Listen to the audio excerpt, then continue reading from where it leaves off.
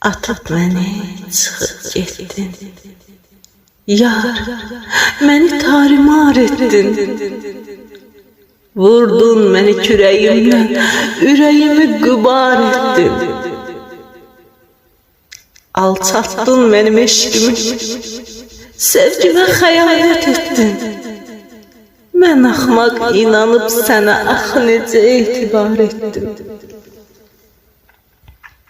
Axıtdın hey göz yaşımı, yalanla qatdın başımı. Yediyim şirin aşımı sonunda zəhrimar etdim. Dəri batdın ayağımda, rüsvay elədin sən məni. Qurban elədin sən məni, çaqqallara şikar etdin. Kəfənimi özün biçdin, diri ikən dəfn elədin.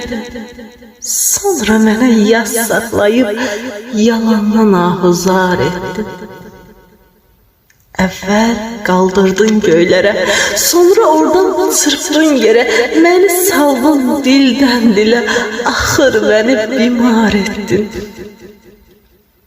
Deyirdin ki, sənə görə dünya ilə savaşaram.